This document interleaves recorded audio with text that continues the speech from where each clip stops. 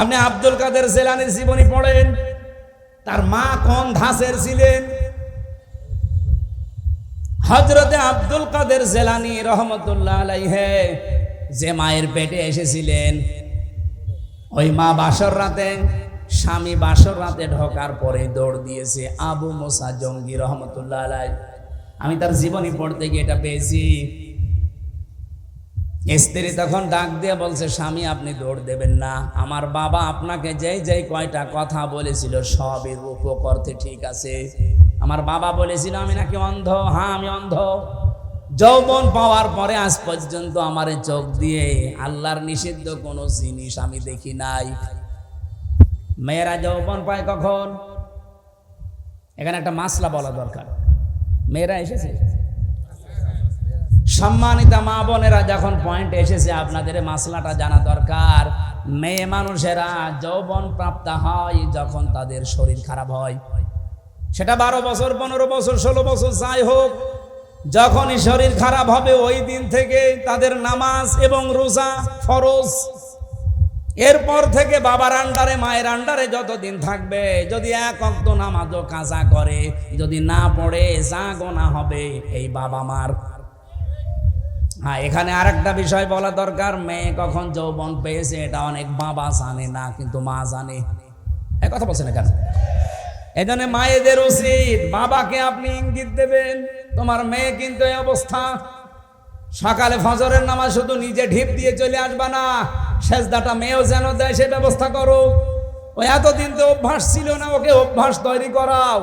হয় নিজে ডেকে দাও, নিজে নামাজের তাকিদ দাও, না আমাকে দিয়ে ভালো করে তাকিদ দেওয়াও। কারণ এই মেয়েটা এই যে 12 বছর 13 বছরে যৌবন পেয়েছে, এরপরেও নামাজ পড়ে না। কিয়ামতের দিন যখন আল্লাহ বিচার করতে বসবে, না জাগালুহুমা তাহাতা আকদামিনা, তোমাকে আর আমাকে সামনে নিয়ে আল্লাহ বলেন মুখের উপরে জোড়া লাথি দিয়ে জাহান্নামে দেবে। বহু মেয়ে বহু ছেলে জোড়া লাথি মুখে দিয়ে আপনাকে আমাকে জাহান্নামে নেবে, শুধু অসচেতন থাকার কারণে। এই জন্য সচেতন হবেন আজকে থেকে মায়েরা। আমি যেদিন যৌবন পেয়েছি ওই দিন থেকে আমার এই চোখ দিয়ে কোনো নিষিদ্ধ জিনিস আমি দেখি না। এই জন্য বাবা আপনাকে বলেছে আমি নাকি অন্ধ। আমার বাবা বলেছিল আমি ন্যাংরা, হ্যাঁ আমার এই পা দিয়ে হারাম কোনো কাজে আমি যাইনি। বাবা বলেছিল আমি কালা, হ্যাঁ আমার এই কান দিয়ে আমি আজ পর্যন্ত কারো গীবত শুনিনি। বাবা বলেছিল আমি বোবা, আমার এই মুখ দিয়ে হারাম কোনো কথা আমি বের করি না। এই যে এতগুলো কথা শোনার পরে এই বংশে এসেছিল, এই মায়ের পেটে এসেছিল হযরতে আব্দুল কাদের জেলানি। 6 বছর মাত্র বয়স হয়েছে তার। ওনার পুরা জীবনী আমি পড়েছি। ওনার মা নিয়ে গেছে মক্তবে, ওস্তাদ বলছে এই বলো আলিফ। উনি বলছে হুজুর আলিফের অর্থ কি? আলিফের কোনো অর্থ হয় না। উনি ওই দিনই বলেছিল ওস্তাদ আলিফের যদি অর্থ না হয় ও জিনিস আমি পড়ি না। কারণ যে জিনিসের অর্থ নেই ওই জিনিস পড়ি আমি করব কি? আপনি আমাকে অর্থ শেখান। উনি বলছে তুমি জানো আলিফের মানে? হ্যাঁ জানি। বলো দেখি। উনি আলিফ লাম মিম দিয়ে আরম্ভ করেছিলেন, আল্লাহু লা ইলাহা ইল্লাহু আল হাইয়ুল কাইয়্যুম। সূরা বাকারার 255 নাম্বার আয়াত, যেটা আয়াতুল কুরসি বলে আমরা জানি। এ পর্যন্ত তেলাওয়াত করে আসলেন। এবার তিনি আল্লাহর পরিচয় তুলে ধরলেন 10টা। এখানে আল্লাহর 10টা ক্ষমতার কথা আছে। ওস্তাদ কাঁদতে কাঁদতে বেহুশ হয়ে গেছে। হোশ ফেরার পরে বলে মা আপনার ছেলেকে কোনো জায়গায় মনে হয় পড়িয়েছেন, আমার কাছে নিয়ে এসেছেন পরীক্ষা করার জন্যে। ওস্তাদ বলে না। মা বলছে আমি এই মাত্র আপনার কাছে প্রথম নিয়ে আসলাম, কোনো জায়গায় নিয়ে যাইনি। ওস্তাদ বলছে আপনার তো সৌভাগ্য যে এতটুকু বাচ্চা এর কোরআনে কারিমের প্রায় 18 পারা পর্যন্ত আয়ত্ত করা আছে। প্রতিটি আয়াত সে সুন্দর করে পড়তে পারে, অনেক আয়াতের অর্থও সে বোঝে। আমাকে আল্লাহর 10টা ক্ষমতা শুনিয়েছে আয়াতুল কুরসি দিয়ে। মা আমার কান্না আরম্ভ করলেন। ওস্তাদ বলে আপনি কাঁদেন কেন? আপনার তো সৌভাগ্য, খুশি হওয়ার কথা। বলে না আমি নিজেও কোরআনের হাফেজা। আমার এই সন্তান পেটে আসার পরে আমি প্রতিনিয়ত কোরআন পড়তাম। যখন জন্ম নিয়েছে ফজরের নামাজ পড়ার পরে আমি একে পাশে বসিয়ে বসিয়ে আমি নিজে পড়তাম। আমি দেখেছি আমার আব্দুল কাদের আমার মুখের দিকে তাকিয়ে মুখ মেলাচ্ছে। ওস্তাদ, আমার আফসোস হচ্ছে এই কারণে, আমি যদি আর একটু কষ্ট করে পড়াটায় প্রতিদিন পড়তাম, আমার এই ছোট সন্তান এই ছোট বয়সেই কোরআনের হাফেজ হয়ে যেত। আব্দুল কাদের জেলানী এমনি এসেছিল ওই পেটে।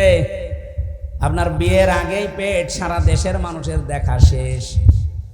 এমন ব্লাউজ গায়ে দিয়েছে মনে হচ্ছে ফুটবল খেলার মাঠ। কথা বলছেন, এই দিক থেকে একটা ফিতা, ওই দিক থেকে আর একটা ফিতা, মাঝখানে দিয়েছে গেরো, ওটা ফুটবল খেলার সেন্টার। কত মানুষ আছে বাসে, নজর ওই দিকে দেয় নাকি এলাকায় সব নেই? মা বোন যারা এসেছেন নিজেদেরকে রক্ষা করেন। আল্লাহ এর পরের শব্দে দিয়েছেন রিশা, শুধুমাত্র লজ্জা নিবারণ করার জন্য পোশাক দেয়নি, সৌন্দর্য বৃদ্ধি করার জন্য পোশাক আমি দিয়েছি। হ্যাঁ, এখানে ব্যাখ্যা দুইটা। আপনি শুধুমাত্র সৌন্দর্য প্রদর্শন করতে পারেন পোশাক আশাকের মাধ্যমে, বিবাহিতা মেয়েরা তার স্বামীর কাছে। কথা বোঝা যায়নি? আপনি পোশাকের দ্বারা যদি সৌন্দর্য বর্ধন করতে চান করবেন, কিন্তু কার জন্যে? স্বামী ছাড়া পৃথিবীর কারোর জন্য, এমনকি নিজের বাবার জন্যেও মেয়েদের সাজ করা জায়েজ নেই। আজকে যে পরকীয়া প্রেম বাড়ে, বহু মানুষকে আমি বলতে শুনেছি, হুজুর যেভাবে চাই ওইভাবে করে না। কি আমি চাই আমার বউ রাতে নাইট ড্রেস পরে থাকবে, ও পরে না, এই জন্য আমি অন্য জায়গায় লাইন করি। এরকম মানুষ দেশে নেই? এখানে পরকীয়া প্রেম করেন কারা? হাত তোলেন তো দেখি।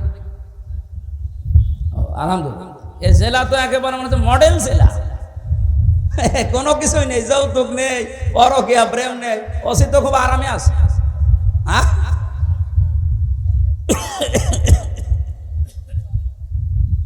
না, মেয়েদের কিছু উদাসীনতার কারণে হাজারো স্বামী খারাপ হয়ে যাচ্ছে। এরা যে কল দিয়ে বলে, একেবারে মিথ্যা হলে তো বলতো না। সম্মানিতা মা বোনেরা, এই রিশার ব্যাখ্যা যেটা, আপনি কিন্তু ধরা পড়ে যাবে। আশা করছি আপনি একটু অ্যাক্টিভ হবেন এই ব্যাপারে। লিবাসুত তাকওয়া যালিকা খায়র। আল্লাহ বলেন সর্বোত্তম পোশাক হচ্ছে তাকওয়ার পোশাক। প্রশ্ন আসতে পারে, তাকওয়ার আবার পোশাক হয়? হ্যাঁ হয়। তাকওয়ার পোশাক কি? এখানে যদি প্রশ্ন করা হয় 100 জনের 98 জন বলতে পারবেন না। লিবাসুত তাকওয়া যালিকা খায়র। আল্লাহ বলেন তাকওয়ার পোশাক সর্বোত্তম। কি এটা জানো? তাকওয়ার পোশাক হচ্ছে আল্লাহর নির্দেশ এবং আদেশ, নিষেধ এবং আদেশগুলো নিজের জীবনে সেট করা। এটা একটা পোশাক। এই পোশাকটা আমাদের দেশে নেই, এমনকি পরিবেশও নেই। একজন মানুষ যেই পোশাক পরবে, সে পোশাক পরে টিকে থাকার মতো জায়গাও এই দেশে নেই। ওসি সাহেব চেষ্টা করছে বাঁচার, উনি বাঁচতে পারছে না। ওনার উপরে এমন আল্লাহর ওলি বসে আছে যে ওনাকে খারাপ হতে বাধ্য করে। আমি কি বেশি বলে ফেললাম? এরকম জায়গা দেশে নেই।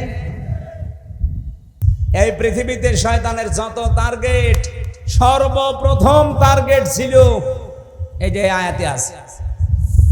রব্বুল আলামিন বলেন ইয়া বানি আদম কদ আনজালনা আলাইকুম লিবাসা।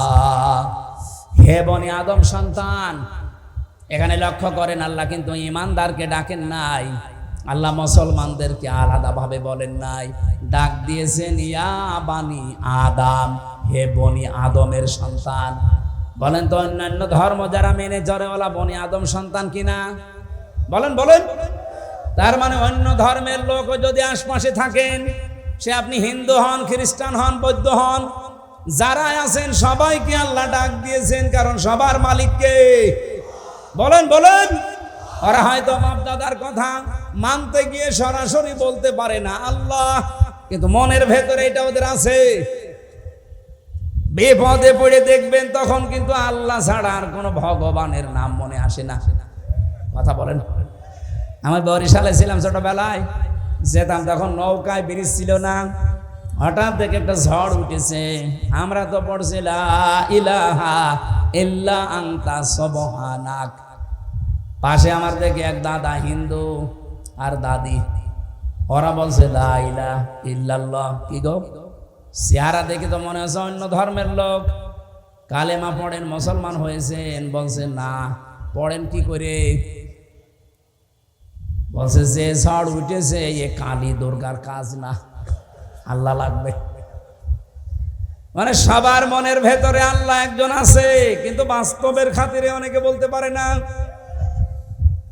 আল্লাহ যেহেতু সবার মালিক, সবার রব, এই জন্য উনি ডাক দিয়েছেন ইয়া বানি আদম, হে বনি আদমের সন্তানেরা, কদ আনসালনা, অবশ্যই আমি নাজিল করেছি, আলাইকুম, তোমাদের ওপরে, লেবাসা, পোশাক। কি করে এই পোশাক তোমাদের? ইওয়ারি সাওয়াতিকুম রিসা, তোমাদের লজ্জা নিবারণ করে। 2 নম্বরে তোমাদের সৌন্দর্য বৃদ্ধি করে। এই একটু খেয়াল করে লিখবে, পোশাক আল্লাহ আমাদের কাছে দিয়েছেন, 1 নম্বরে আমাদের লজ্জা যেন নিবারণ হয়। জান্নাতের ভেতর থেকে হযরতে আদম এবং হাওয়া, আমাদের জাতি, আদি পিতা মাতা, এদেরকে বের করে দেবে। এই টার্গেট শয়তানের ছিল না। শয়তানের টার্গেটই ছিল এদেরকে আমি উলঙ্গ অবস্থায় দেখব। এই জন্য শয়তান সবসময় যৌনতা ছড়াতে ভালোবাসে। শয়তান যৌনবাদী, আর আমরা, ওটা তোর বলা যাচ্ছে না মৌলবাদী, ওটা তো এখন গালি করে ফেলেছে মানুষ। শয়তান সবসময় যৌনতা ছড়াতে ভালোবাসে। যারা আজ নিজেদের গোপন অঙ্গগুলো 8-60 পোশাক পরে, ছোটখাটো পোশাক পরে, শরীরের আপত্তিকর জায়গাগুলো মানুষকে দেখিয়ে মজা পান, আপনি নিজে বিশ্বাস করতে পারেন আপনি মানবের আর সন্তান নেই, আপনি শয়তানের সন্তান। পৃথিবীতে আল্লাহর যত সৃষ্টি আল্লাহ বানিয়েছেন 18,000, আমরা বলি তার চাইতেও বেশি আছে। শুধুমাত্র একটা সৃষ্টি দেখবেন তাদের লজ্জায় স্থান মানুষকে দেখায়, কুকুর। কি এত বড় লেজ করে রাখে, মানুষকে দেখায় যে যা দেখবি দেখ। আমার তো মনে হয় এই দেশে যারা নিজেদের উলঙ্গ, অর্ধ উলঙ্গ পোশাক আশাক পরে বিভিন্ন গোপন অঙ্গগুলো মানুষকে দেখি আরো আনন্দ পায়, এরা আর কুকুর সমান। আমি এত নিচে নামতাম না। আপনার একটু লজ্জা লাগে না এমন খারাপ পোশাক পরে রাস্তায় আসেন? মানুষ আপনাকে দেখে কত রকমের আজে বাজে, কত রকমের নিম্ন কথা বলে আপনি জানেন? আপনি যখন রাস্তা দিয়ে আপনার বউকে উলঙ্গ, অর্ধ উলঙ্গ করে মোটরসাইকেলে নিয়ে যান, কত যুবক রাস্তায় দাঁড়িয়ে বলে মাল গেল। আর আপনার বউকে দেখে যদি কেউ বলে যে মাল গেল, ওই মালের পেটে আর ভালো মাল আল্লাহ দেবে না। কারণ মেয়েদের এই কয়েক ইঞ্চি পেট, এটা খুব দামি জায়গা। এখানে যার নজর যত খারাপ পড়বে, ওখান থেকে খারাপ জিনিস ডেলিভারি আসবে। বলে যে হুজুর দোয়া করেন ছেলে যেন আব্দুল কাদের জেলানির মতো হয়। ছেলে আব্দুল কাদের জেলানি এমনি হবে? এ পৃথিবীতে আল্লাহ যখন কারো উপরে খুশি হয়, তখন তার বাড়িতে আল্লাহ কন্যা সন্তান পাঠায়। তাহলে যাদের মেয়ে আছে, আপনি বিশ্বাস করতে পারেন যে আল্লাহ আপনার উপরে অন্তত খুশি হয়েছে। মেয়ে হলে খুশি হয় আল্লাহ, কিন্তু যার মেয়ে হয়েছে এই লোকটা নারাজ, এরকম মানুষ নেই? আপনাদেরকে আহ্বান জানাচ্ছি, আল্লাহ যেই কাজ করে করতে পেরে উনি খুশি, আমরা ওই কাজ পেয়ে খুশি কিনা বলেন তো? আজকে থেকে আর রাগ করবেন না। আপনি জান্নাত পাবেন কি পাবেন না সে গ্যারান্টি কিন্তু আপনি নিজেও দিতে পারেন না। পারেন না? কিন্তু আমি গ্যারান্টি দিতে পারি, যার বাড়িতে একটা মেয়ে আছে, যদি 3টা দায়িত্ব পালন করতে পারেন, মাস্ট বি আপনি একটা জান্নাত পাবেন। না, আমারও ভুল হয়েছে। একটা জান্নাতের কথা আমি কোরআন আর হাদিসে পাইনি। কোন মানুষ যদি পৃথিবীতে একটা মেয়ে লোকের জন্য 3টা কাজ করে, আল্লাহ তাকে জান্নাত দেবেন, এই কথা পেয়েছি। কিন্তু যত জায়গায় আপনি জান্নাতের বর্ণনা দেখতে পাবেন কোরআনে, আপনি দেখবেন অধিকাংশ জায়গায় আল্লাহ বহু বচন দিয়েছেন। আপনি একটু চেষ্টা করেন কোরআনের এই আয়াতটা বোঝার। জান্নাতিন তাজরি মিন তাহতিহাল আনহার ওয়া মাসাকিনা তাইয়্যিবাতান ফি জান্নাতি আদন। এই যে শব্দের ভেতরে দুইটা জান্নাত বললাম, দুইটাই কিন্তু বহুবচন। আল্লাহ এক বচন দিতে পারতেন, একটা জান্নাত বহুবচন, মাসাকিন বহুবচন দিলেন কেন? আমরা যারা আরবি গ্রামার বুঝি, পৃথিবীর বহু ভাষায় আমরা দেখেছি এক বচন বহু বচন আছে, কিন্তু আরবের নিয়মটা আলাদা। এখানে এক বচন আছে, দ্বিবচন আছে, বহু বচন আছে। আমি আয়াতটা নিয়ে গবেষণা করলাম, যে চিন্তা করে দেখলাম যে আল্লাহ জান্নাতের কথা বলতে গেলে এখানে বহু বচন লাগিয়েছেন কেন? যেহেতু আরবিতে এক বচনের পরে দ্বিবচন হয়, এরপরে দুইয়ের উপরে গেলে সেটা বহু বচন হয়। রব্বুল আলামিন তাফসীর পড়তে গিয়ে আমার মাথায় এসেছে এটা, পৃথিবীতে মানুষকে যদি আল্লাহ জান্নাত দেয়, যেহেতু বহু বচন আছে, কম পক্ষে দুই হলে বহু বচন হয় না, তিন হওয়া লাগে। কথা বলেন না কেন? তাহলে আপনি যদি জান্নাত একটা পান, কম পক্ষে তিনটা জান্নাত পাবেন। আমার কথা মনে হয় বোঝেননি। আপনাকে আল্লাহ জান্নাত দেওয়ার ওয়াদা দিয়েছেন নবীজির মাধ্যমে, একটা মেয়ে হলে জান্নাত দেবে। তাহলে একটা জান্নাত হচ্ছে, তার মানে কয়টা বলেন? হাদিসের ভাষায় একটা জান্নাত যদি আল্লাহ দেয় এই পৃথিবীর 10 পৃথিবীর সমান, তাহলে তিনটা দিলে এগুলো তো সব হাওয়ায় ঘুরছে। এই বিশ্বাসটা আপনাকে তৈরি করা লাগবে মুমিন হিসাবে। একটা মেয়ে হলে কমপক্ষে আপনি 30টা জান্নাতের মালিক হবেন, এই দুনিয়ার পরিমাণ। জোরে বলেন সুবহানাল্লাহ। কিন্তু কাজ করা লাগবে এই মেয়ে লোকের জন্য কয়টা? 3টা। 1 নম্বরে আপনি খুশি হয়ে তাকে আদর যত্ন দেবেন, ভালোবাসবেন। 2 নম্বরে তাকে দ্বীন শেখাবেন। 3 নম্বরে সৎ পাত্র দেখে পাত্রস্থ করবেন। হ্যাঁ, আমি দেখেছি বাংলাদেশের বহু বাবা মা গার্জিয়ান 3টার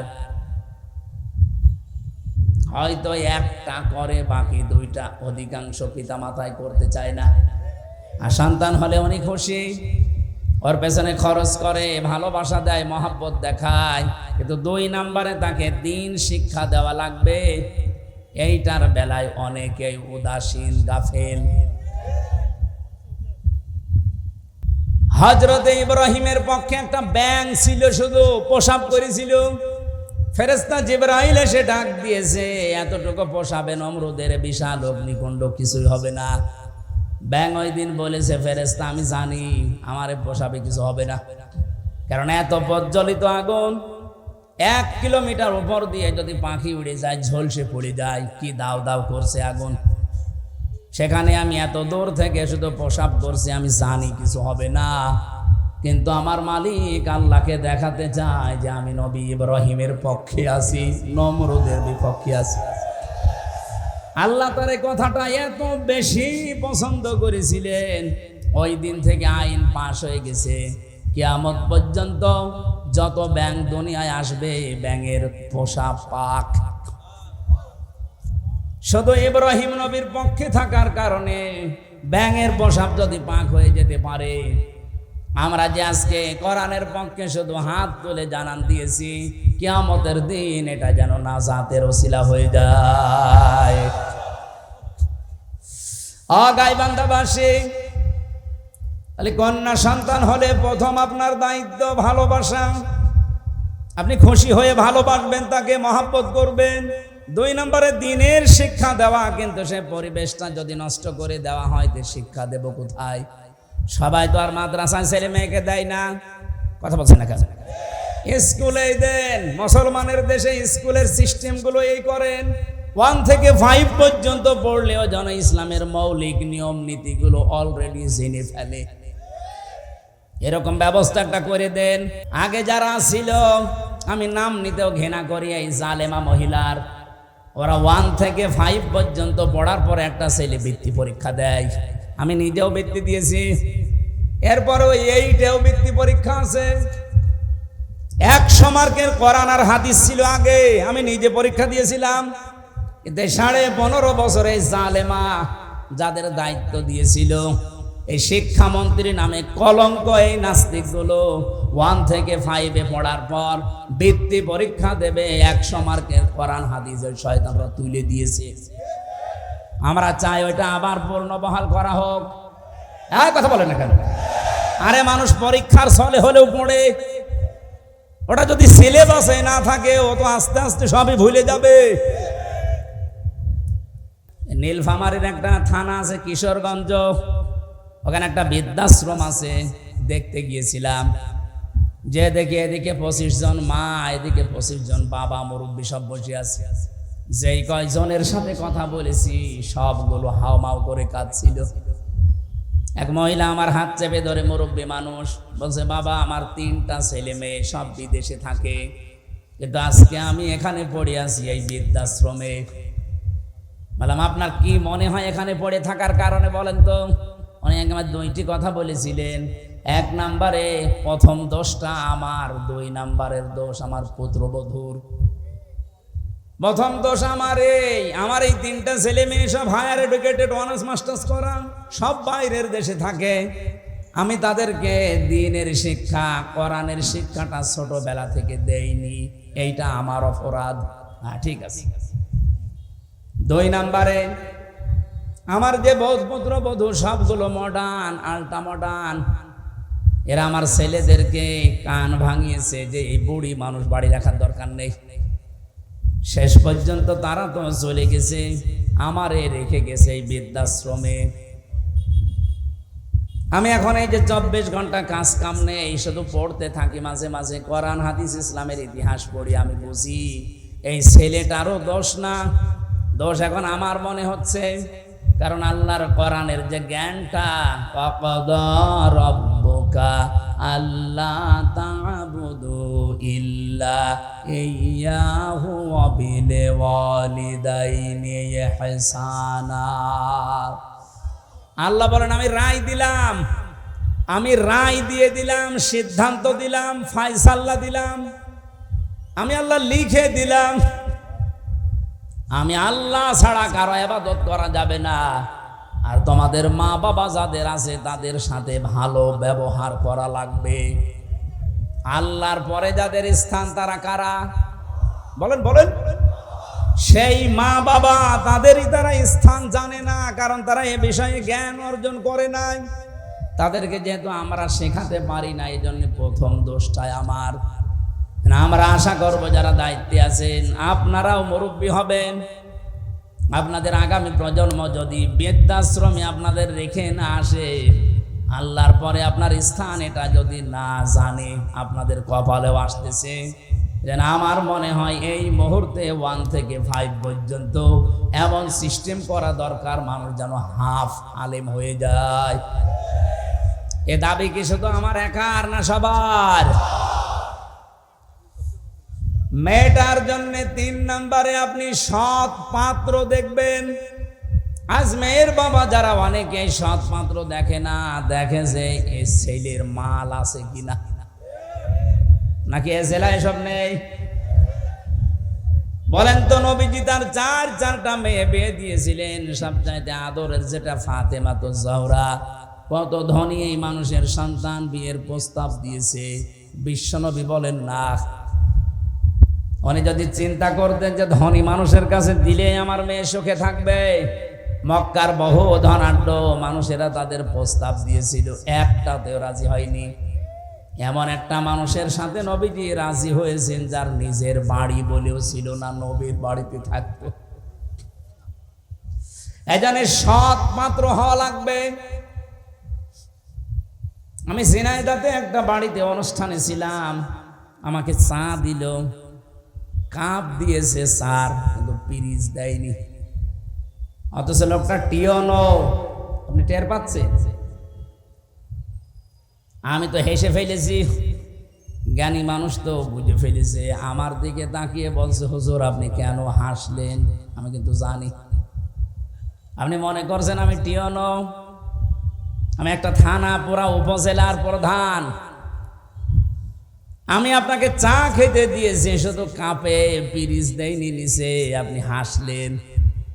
বাস্তবতা এইটা, গত পরশু দিন এই পিরিচটা ভেঙে গেছে, কাপটা নিচের যেটা। আমি ইচ্ছা করলে কিনতে পারতাম, এরকম 1000টা পিরিচ কিনতে পারতাম। গতকালকেও আমার অফিসে একটা বিশাল বান্ডিল এসেছিল, শুধু সই করতে বাকি। সই করে দিলে ওই 8 লাখ টাকা আমি পেয়ে যেতাম। এইরকম পিরিচ 1000টা কিনতে পারতাম। সেই ছোটবেলায় আমি আমার মায়ের কাছে, মাওলানার কাছে, উস্তাদের কাছে আমি শিখেছি যে ঘুষ খাওয়া এটা হারাম। ওই দিন থেকে এই পর্যায় পর্যন্ত আমি আজও কোনো ঘুষ খাইনি। এত কষ্টের জীবন যাপনে আছে। এই যে অন্যায় অবৈধটা আমার সামর্থ্য থাকার পরও আমি করি নাই, এই জন্য আল্লাহ অন্য দিক থেকে আমারে পুষিয়ে দিয়েছে। রব্বুল আলামিন আমার স্ত্রীকে বানিয়েছে আমার মন মতো আল্লাহওয়ালা, আমার সন্তানগুলো ঠিক আল্লাহ ওইভাবেই মন তৈরি করে দিয়েছে। যতটুকু দেওয়া হয় অতটুকুতেই তারা আত্মতুষ্টি, আত্মতৃপ্তিতে আছে। আপনি যদি হারাম ইনকাম করেন, আপনার স্ত্রী, আপনার সন্তানাদের মন আল্লাহ ঠিক ওই রকম করে দেবে। কি কথা বলছেন? এটাকে আমি বানালাম। সূরা তাহা 16 নম্বর পারা 19 নম্বর পৃষ্ঠা 13 নম্বর লাইনের 124 নম্বর আয়াতে এই তথ্যটা আছে। অমান আ'রাদা আন যিকরি ফাইন্না লাহু মাঈশাতান দঙ্কা ওয়া নাহশুরুহু ইয়াউমাল কিয়ামাতি আ'মা। রব্বুল আলামিন বলেন, আমার বিধান বাদ দিয়ে যারা ইনকাম করবে, বলেন তো ঘুষ খাওয়া এটা আল্লাহর বিধানে আছে? হ্যাঁ বলেন বলেন। আল্লাহর বিধানের বাইরে যারা উপায় করে ইনকাম করে, চর্ম চোখে দেখতে মনে হয় যে বিশাল সম্পদের মালিক হয়ে যাচ্ছে, আল্লাহ বলেন আমি দঙ্কা করে দেই। ওর জীবনের এই উন্নতিতে কোনো বরকত থাকে না। হ্যাঁ, হয়তো প্রতিদিন 2 লাখ টাকা করে আসবে ঠিক, কিন্তু 2.5 লাখ টাকা চলে যাবে এরকম রাস্তা বানিয়ে দেব। আসবে প্রতিদিন বৈধ অবৈধ ভাবে 2 লাখ করে, যাবে প্রতিদিন কত? লাভ হচ্ছে না লস হচ্ছে? এটা তো একটা গেল। সবচাইতে বড় বিষয়, আমি ওর অন্তর থেকে শান্তি তুলে নেব। এই দঙ্কা শব্দের ব্যাখ্যা হচ্ছে ওর জীবনের কোনো কিছুতে আমি শান্তি রাখবো না। ওর বউ চলবে ওর অবাধ্য হয়ে, সন্তান আদিগুলো নষ্ট হয়ে যাবে, কারণ এই প্রভাব পড়বে। হারাম ইনকাম করে যা খাওয়াচ্ছেন এই সন্তানগুলো হারাম হয়ে যাবে। এতটুকু আল্লাহ যদি শেষ করে দিতেন আয়াতই পড়তাম না। এর পরেরটা আরো ঝামেলা। ওয়া নাহশুরুহু ইয়াউমাল কিয়ামাতি আ'মা। কিয়ামতের দিন ওকে যখন তুলবো, ওর চোখ থাকবে না, অন্ধ হয়ে উঠবে। আমি আল্লাহর সামনে দাঁড়িয়ে বলবে, ক্বালা রাব্বি লিমা হাসারতানি আ'মা। হে আল্লাহ, আমার তো চোখ ছিল, আমি অন্ধ কেন? রব্বুল আলামিন এবারে মানে কঠিন কথা জানালেন যে আমি ওকে সঙ্গে সঙ্গে ধমক দেব। ক্বালা কাযালিকা আতাতকা আয়াতুনা ফানাসিতাহা। তোর সামনে আমার আয়াতগুলো এইভাবেই তেলাওয়াত হতো। হাজার হাজার আলেম ওলামা নবী রাসূলরা তোকে এইভাবে শুনিয়েছে। আমার আয়াতগুলো শোনার পরে এভাবে না শোনার ভান করেছিলি, জানার পরে যেভাবে না জানার ভান করতিস, যেভাবে ভুলে গিয়েছিলি জানার পরে, আজকে ধরে আমি আল্লাহ ভুলে গেলাম। তুই যে আমার বান্দা ছিলি, তুই যে আমার বান্দি ছিলি, কোনোদিন আমার এই জবানে তোর নাম আমি আর উচ্চারণ করব না। বলেন নাউজুবিল্লাহ। ও গাইবান্ধাবাসী, কিয়ামতের দিন যদি আল্লাহ আমাকে না ডাকে, আমার নাম ধরে তার জবানে, আপনার নাম ধরে যদি কিয়ামতে আল্লাহর ডাক না দেয় যে তোর নাম আর কোনোদিন উচ্চারণ হবে না, যা। নিজের নাম উচ্চারণ না হলে কেমন লাগে আপনি জানেন? আমি যখন আয়না ঘরে ছিলাম, মাটির নিচে আমি নিজে দেখেছি, মাটির নিচের ওই দেওয়ালে লেখা আছে। কেউ কেউ এই নখ দিয়ে, বড় বড় নখ হয়ে যায়, খুশিয়ে খুশিয়ে এই দেওয়ালের সাথে লিখেছে যে ভাইরা এই যে নাম্বার লিখেছি, কেউ যদি বাইরে যেতে পারেন এই নাম্বারে যাবেন, যে এই নামের মানুষটা আজও বেশি আছে। মানুষটা পড়ে আছে আজ 8 বছর 10 বছর 14 বছর পড়ে আছে, কেউ জানে না। আমার সাথে যারা ছিল 7 বছরের মানুষ আমি পেয়েছি, পাগলের মতো হয়ে গেছে, এত বড় বড় চুল। তার মানে 6 মাস 1 বছর পরে তাদের চুল কেটে দেয় কোনো কায়দায়। আমি তো অল্প দিন ছিলাম, এই জন্য আমার অত কিছু হয়নি। ওর নাম যে কি, লোকটা নিজের নাম পর্যন্ত ভুলে যায়, কারণ কেউ তারে ডাকে না। নিজের নামই দুনিয়ার এই জমিনে কেউ না ডাকলে কত আফসোস লাগে, কত দুঃখ লাগে, কত কষ্ট লাগে নিজের ভেতরে। আল্লাহ পাক বলেন কিয়ামতের দিন তোর নাম আমি আমার মুখ দিয়ে আর কোনো দিন উচ্চারণ করব না। তুই যে আমার বান্দা ছিলি, তোকে আমি বানিয়েছিলাম, আমি ওটা ভুলে যাব। এই আয়াতটা পড়ার পরে আমার সবচাইতে বেশি টেনশন হয়, ওয়াকাযালিকা লিয়াউমা তুনসা দিয়েছেন আল্লাহ, জীবনও আপনার নাম আর উচ্চারণ হবে না, ওই শেষ। আমার তো মনে হয় এরকম বহু মানুষ দুনিয়াতে আমরা আছি যারা আল্লাহর বিধানকে বাদ দিয়ে এই পৃথিবীতে উপায় ইনকাম এগুলো করছি, দেদারছে, আশা করছি এই মাইকের আওয়াজ শোনার পরে এই মানুষগুলোর জীবন থামবে। আল্লাহ যেন তৌফিক দাও মানুষকে, বলেন আমিন। কন্যা সন্তান হলে যে দায়িত্বগুলো পালন করা লাগে, এগুলো যদি সত্যি আমরা করি, আল্লাহ যেহেতু খুশি, উনি জান্নাত দেওয়ার ঘোষণা দিয়েছেন। মেয়ে যাদের আছে আল্লাহ কম পক্ষে যেন 3টা জান্নাতের মালিক তাকে বানান, আমিন। দ্বিতীয় নম্বরে হাদিস হচ্ছে, আল্লাহ যদি ওই লোকটার উপরে আর একটু খুশি হয়, তখন তার বাড়িতে আল্লাহ মেহমান পাঠায়। যদি আর একটু বেশি খুশি হয়, তখন তাকে রোগ ব্যাধি দিয়ে একটু পরীক্ষা চালায়। যদি আল্লাহ আর একটু বেশি খুশি হয়ে যায়, সর্বশেষ তখন ওই এলাকায় আল্লাহ বৃষ্টি নাজিল করে। সিস্টেম অপর পৃষ্ঠায় দেখুন, রব্বুল আলামিন বলেন, এটা হাদিস মুসলিম শরীফ, এই পৃথিবীতে আমি আল্লাহ যদি কারো উপরে রেগে যাই, তার 1 নম্বরে তাদের উপরে যে মানুষগুলো দুনিয়ায় যৌতুক খায়। এদেশে তো যৌতুক নেই। যৌতুক এটা মানবতার সাথে মহা কৌতুক। আমি এ কোরআন হাতে নিয়ে গ্যারান্টি দিতে পারি, এবার যদি ইসলাম যায়, বারবার তো মেয়ে লোককে আমরা পাঠিয়েছি, 2 মহিলা এটার একটাও করে নাই। ইসলাম যদি এবার যায়, সর্বপ্রথম যৌতুক নামে এই কৌতুককে ঝাঁটা পিটা করে বিদায় করা হবে।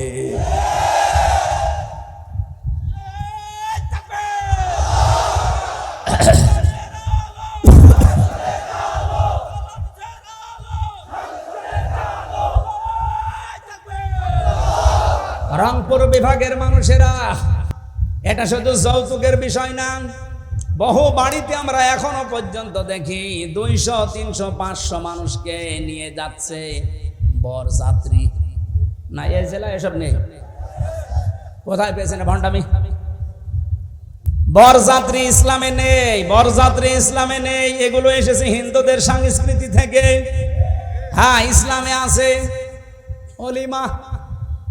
কি অলিমা করা লাগে? ছেলের বাড়ি না মেয়ের বাড়ি?